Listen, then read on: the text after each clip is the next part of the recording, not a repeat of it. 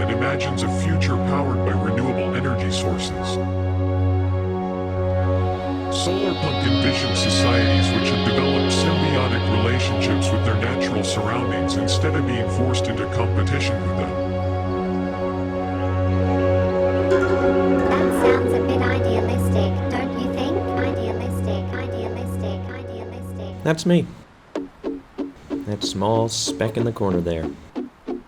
For the past 10 years, I've bounced around like a geographical Plinko chip, seeking what there is to find.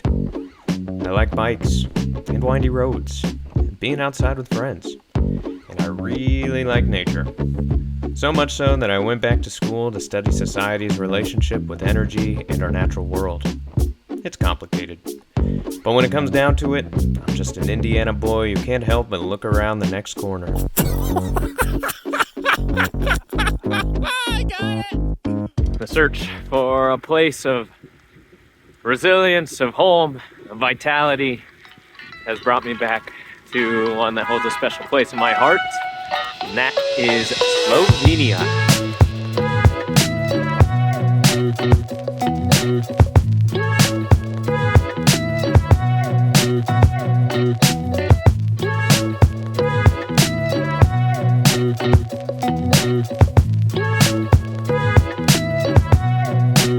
A place that has instilled in me a sense of life and vigor and beauty.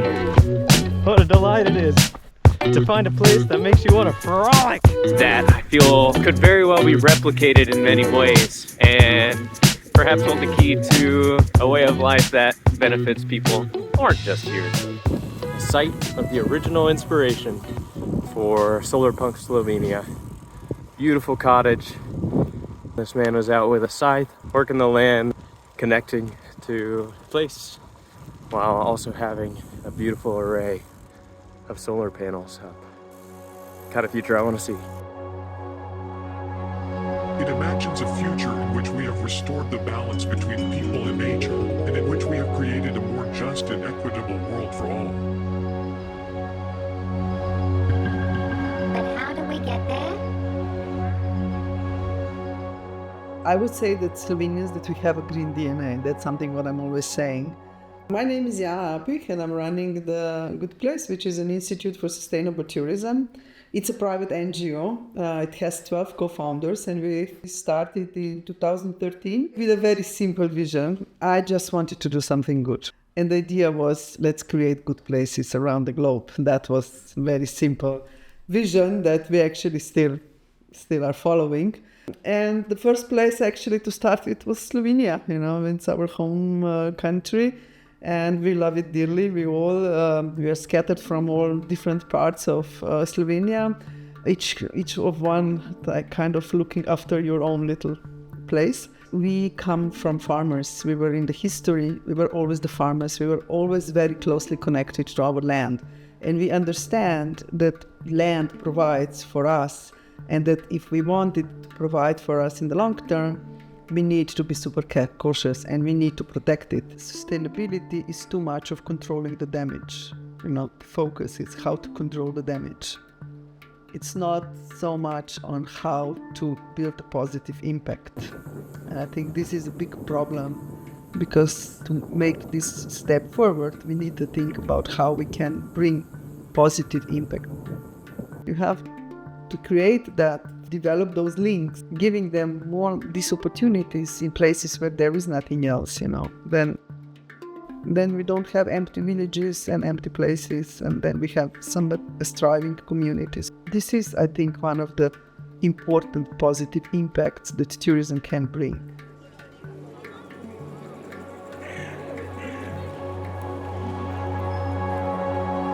This approach not only helps to mitigate the impact of urbanization on the natural world, but also makes cities more resilient. Resilience means building infrastructure, societies and communities that are able to withstand and bounce back from environmental, social, and economic shocks. For example, the Solarpunk community might invest in local food systems, such as community gardens and farmers markets, to ensure that they have access to fresh produce even in the event of a disruption to the global food supply chain. I think the bees are the most important creatures in the world. Yeah, my name is Eric. I'm a professional beekeeper and I live in Begunia. My father is a beekeeper, my grandfather was a beekeeper, and my grandfather as well. You know, the bees are everything I have, everything I love, everything I know. So the bees really make me happy. My whole family is very connected with the nature. Not only we have lots of bees here, we also do gardening, and we have our own trees, apple trees, fruit trees. For us, it's much better that we produce our own food, and we just like to keep it that way. Nature is in Slovenian blood, it's in Slovenian DNA. Not only we have so many beekeepers here, we also have lots of tractors. Are there any life lessons that you think we could learn from how bees operate? Yeah, there are many lessons we could learn from bees. You know, one single bee doesn't mean anything. You know, we should consider a bees as a colony. So in a beehive, in one colony, there's like 50,000 bees inside. If they want to survive, you know, they have to cooperate, they have to work as one. When visiting Slovenia, you know, visit a beekeeper is also a must. Beekeeping is like the most Slovenian thing you can find here in my country.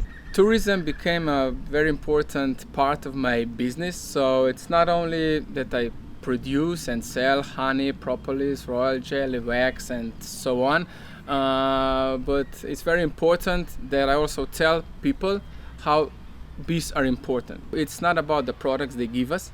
It's the more important thing. They do pollinate, they fly from one flower to another. 1/3 of the world food depends on pollination, and honeybees are the best pollinators. We have a rich tradition here in Slovenia.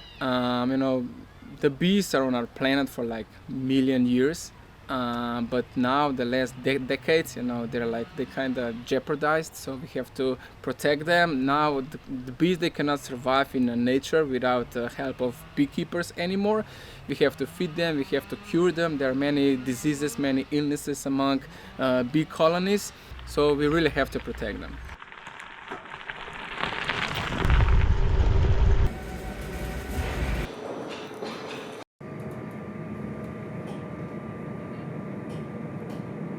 This is one part of the wide and varied network of bike paths around Slovenia.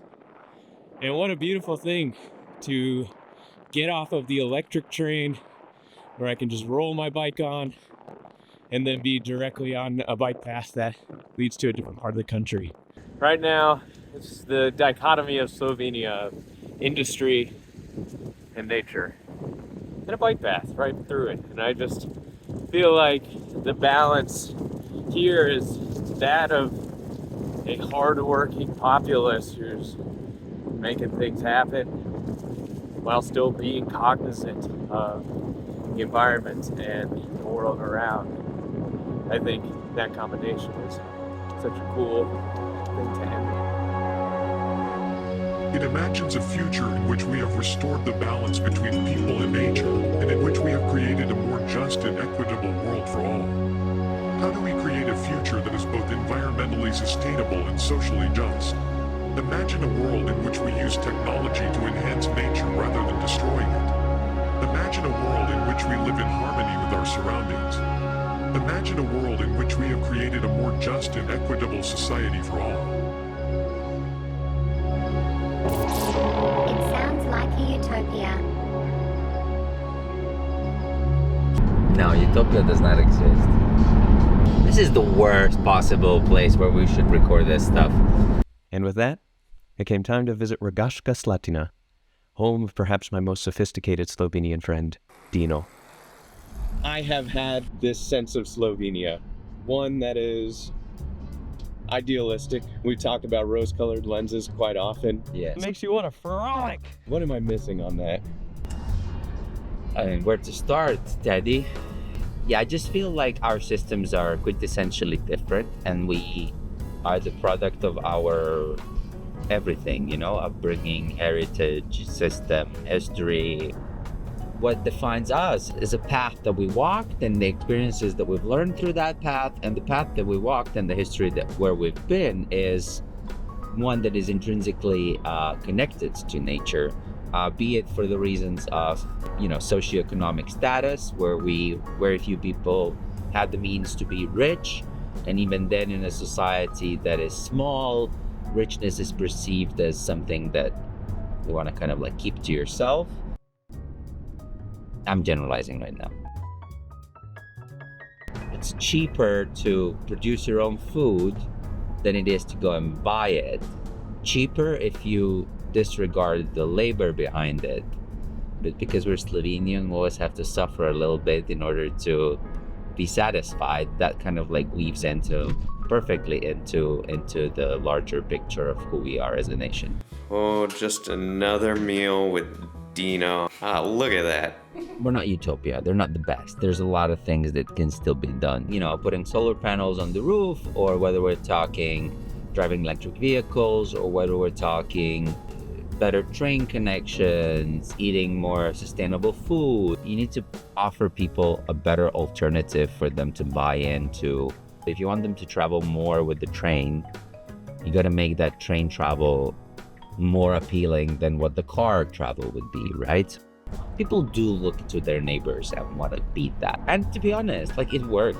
My first door neighbor, the moment he saw the panels go up, the next day, he ordered them, We're gonna adapt like everybody will have to. Oh my god. Can't tell if it's Slovenia or if it's Dino.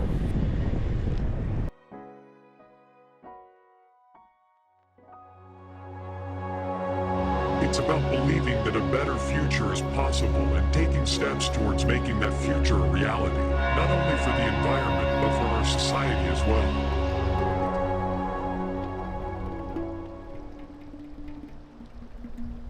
And in that, I can see that Solarpunk is also about adapting, with agency, and dare I say it, hope. It isn't just bees and gardens, nature and well-being, not just electric transport and bicycles or energy from the sun. It's about community, the soil of one's life fruiting the joys of the day-to-day. It's about the waters that heal by cleansing you down to the bones. The soft earth and moisture in the air of pine, streams of light ever briefly but mosaically illuminating the miracles within. A feeling of coming home.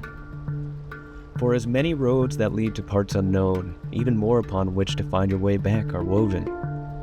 The quiet kindness, the respectful pride of a land that has produced a people, and a people through the land leading their lives, of richness and vitality. A land of emerald, ephemeral. The gardens, the water, the spirit, the care, the friends, the nourishment, setting a bearing and doing what needs to be done. So the goal isn't to look elsewhere for the blueprint. It leads to if-onlys on a widespread scale. But maybe it's to use that same lens, not one that seeks new magic, but allows us to see that which is already there. Don't get bogged down by semantics on what magic means. It takes many forms. And it is ephemeral, but it can also be nurtured. It is fostered by us, with the environment, with our tools. It is not bought, but what we support can facilitate more of it. Perhaps we assume the Swiss cheese view of the world.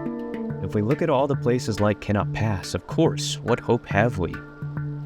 But flip the script and see all the beams passing through, and this holy cheese casts new luminance.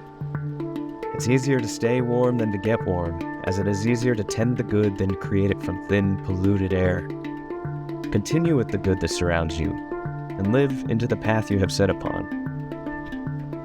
I think that at the end of the day, that we have to do what is within our influence. And I think that it's our responsibility to start to widen that reach, of what we have an impact on. It's time to remove the rose-tinted lenses and roll up the sleeves. Here, I can access the world by bike and electric train, fueled by food from the gardens and farms of friends and kind souls, cooked with electricity harnessed from the sun. I can stroll through the car-free city center to meet dear friends for a questionable karaoke performance.